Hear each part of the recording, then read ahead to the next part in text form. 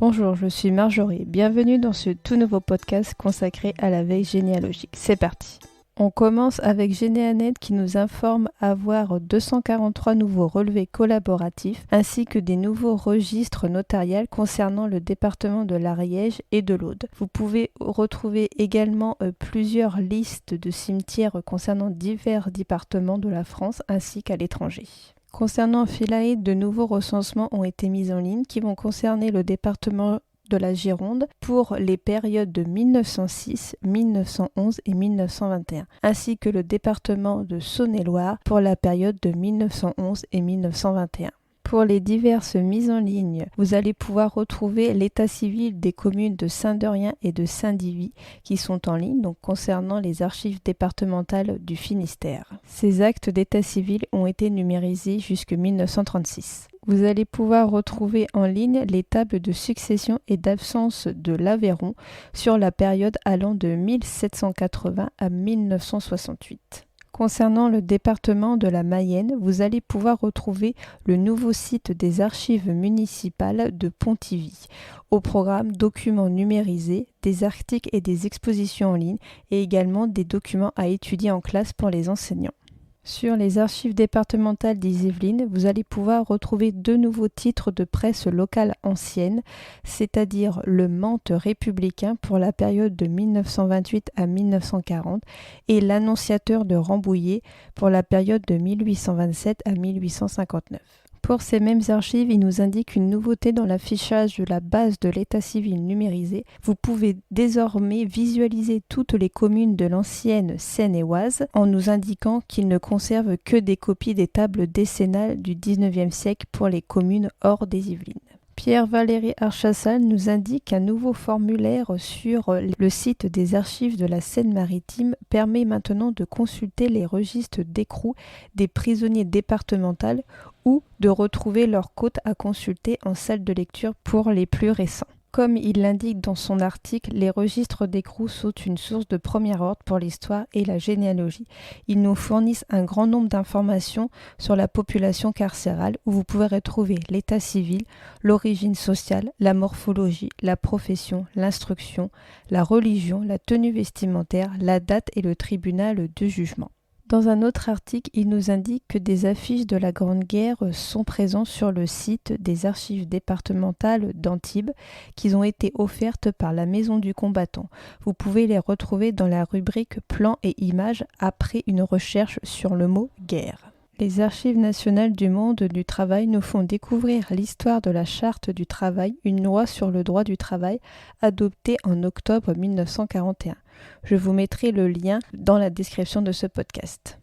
Geneafinder nous indique que si vous souhaitez retrouver les lieux de vie de vos ancêtres sur la carte de Cassini, la carte est désormais disponible sur le Géoportail. Je vous mettrai également le lien dans la description de ce podcast. Geneafinder nous donne également une autre source qui est le site gewiggen.org qui est donc un site spécialisé dans la généalogie juive. Donc il propose des bases de données, des arbres généalogiques, des documents historiques et des outils de recherche spécifiques. Je vous mettrai également le lien du site dans la description de ce podcast. Mémoire des hommes nous indique une rétrospective qui a eu lieu le 31 mai 2011 concernant la Compagnie des Indes qui a débarqué sur Mémoire des hommes. Sur le site, vous pourrez retrouver tout ce qui va concerner les archives du port de l'Orient, les armements des navires, l'équipage et les passagers ainsi que des cartes nautiques. Sophie Boudarel nous indique que si vous avez des ancêtres originaires de la région d'Orléans,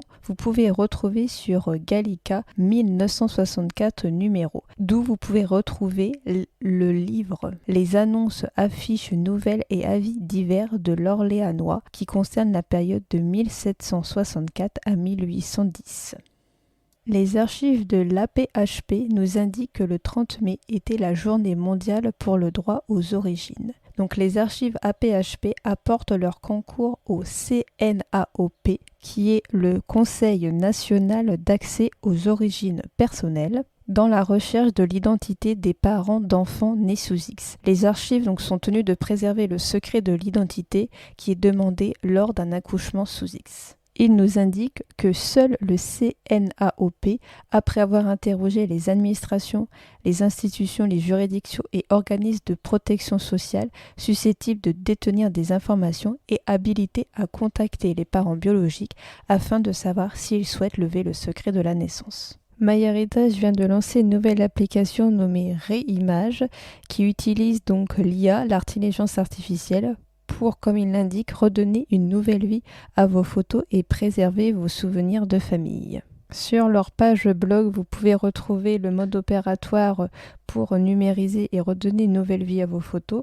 Concernant le tarif, donc MyHéritage indique qu'on peut numériser gratuitement un nombre limité de pages d'albums, donc pour découvrir le scanner photo.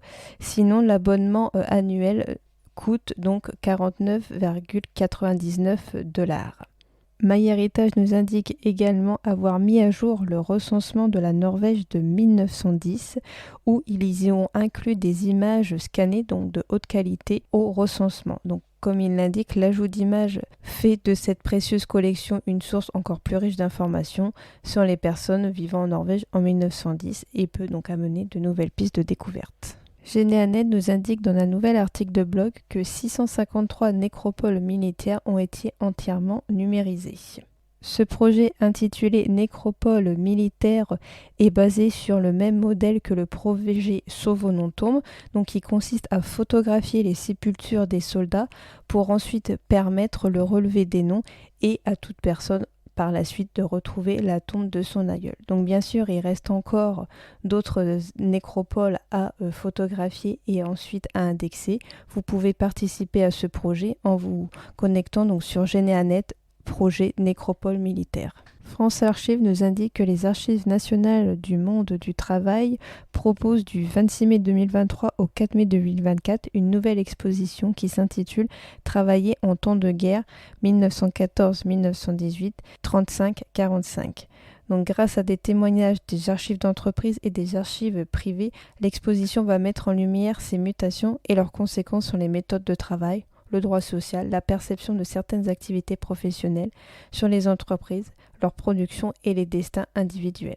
France Archives nous indique également que l'Ordre de la Libération lance une collecte de documents relatifs aux médaillés de la résistance française. Cela concerne plus de 65 000 médaillés dont la liste est accessible sur la base de données Les médaillés de la résistance française. Donc cette collecte de documents va permettre d'enrichir et d'aider ainsi dans sa mission de transmission et de sensibilisation. Du 5 juin au 9 juin 2023, le Conseil international des archives, ICA, organise la 5e semaine internationale des archives sur le thème 75 ans ICA. Donc pour marquer la 75e année d'anniversaire de sa création.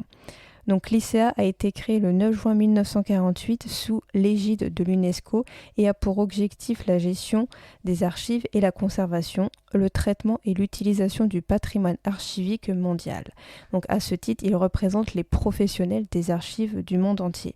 Donc en cette semaine internationale des archives donc, est consacrée à son histoire, à une réflexion sur son avenir et à sa vision, ainsi qu'aux réalisations et aux contributions de ceux qui ont aidé à créer le réseau professionnel international et qui le constitue. Un nouveau guide vient de paraître qui s'intitule « Retrouver un combattant de la guerre de 1870 ou de la Commune ».